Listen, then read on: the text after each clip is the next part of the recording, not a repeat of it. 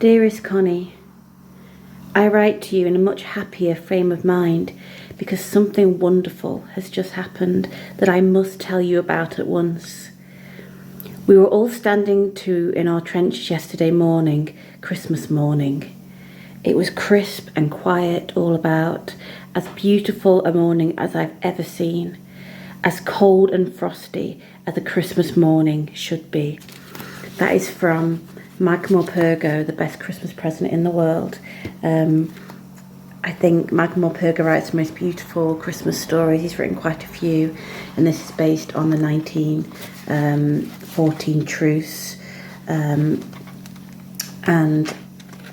it really is a beautiful story and a great way to introduce younger people to what happened on that Christmas day. It's really, really poignant, and I really, really recommend it. So there we go. And it's illustrated by Michael Foreman again, who often illustrates Morpurgo's novels, and it's beautifully illustrated.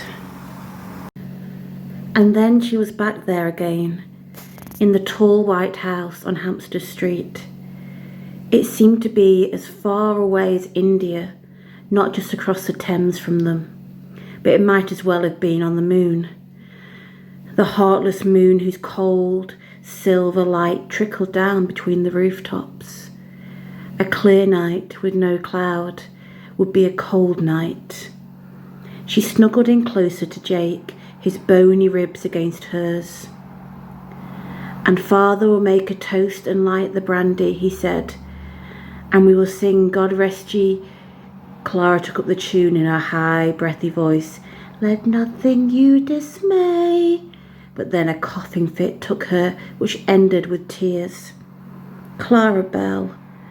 Jake pulled her closer. Don't cry, my Clara Belle. Tomorrow will be better.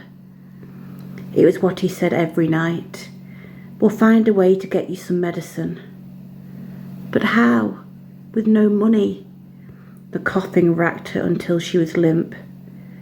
I will find a way, he said. Make me the promise, she sniffed.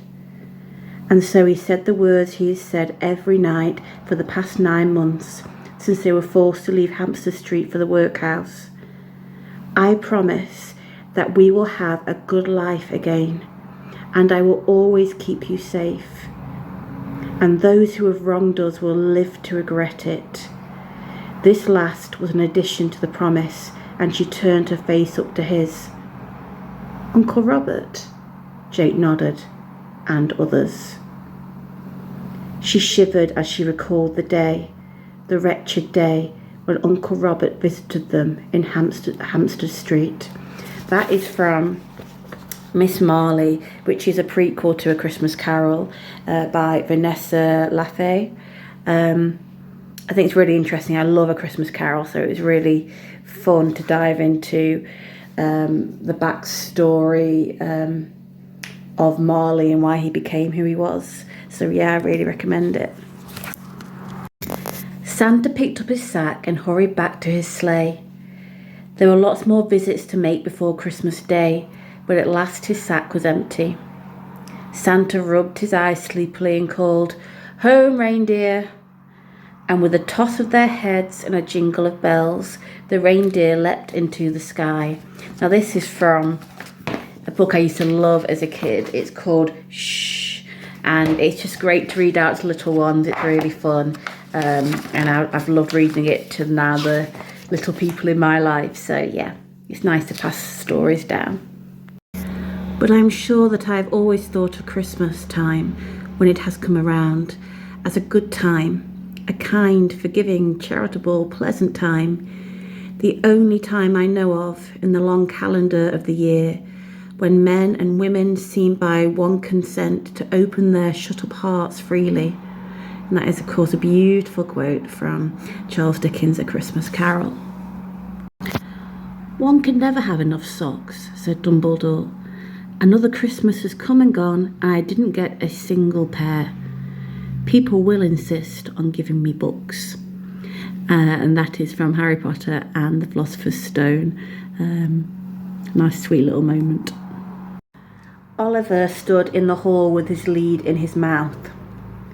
They're not leaving without me, he said, They never leave without me. I'm too little to be left in the house all alone. Sorry, Oliver, said Mum.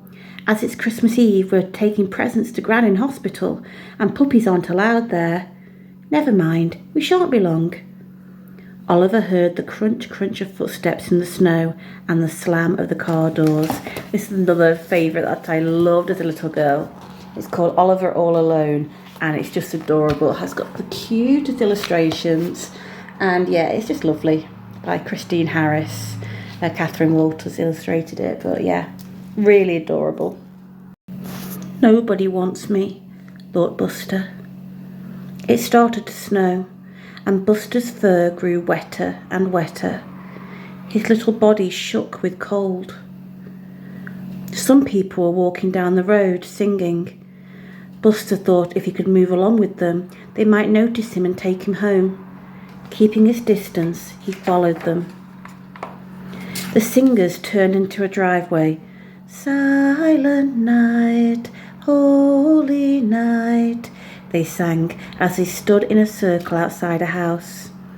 Buster crept among them, wondering if they would notice him, but worrying that if they did, they might tell him to go away.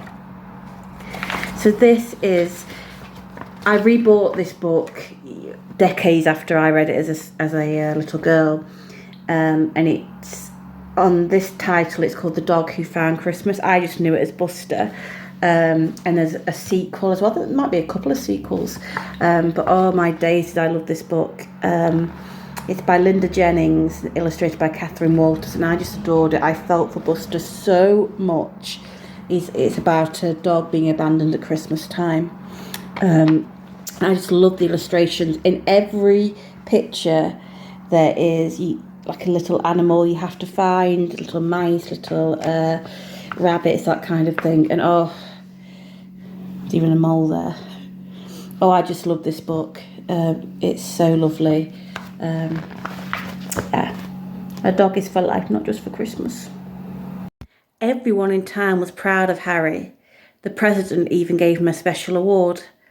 Uncle Billy was so excited he forgot to put the customers' money in the safe. He accidentally left it all behind when he was bragging to Mr. Potter about Harry on Christmas Eve. Now you'll recognise the characters, but this is the illustrated story of It's a Wonderful Life, which is one of my, if not my favourite film of all time. And it's a lovely way to introduce it to younger readers. Really, really sweet.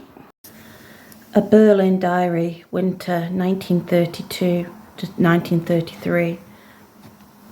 Tonight, for the first time this winter, it is very cold. The dead cold grips the town in utter silence, like the silence of intense midday summer heat. In the cold, the town seems actually to contract, to dwindle to a small black dot, scarcely larger than hundreds of other dots, isolated and hard to find on the enormous European map.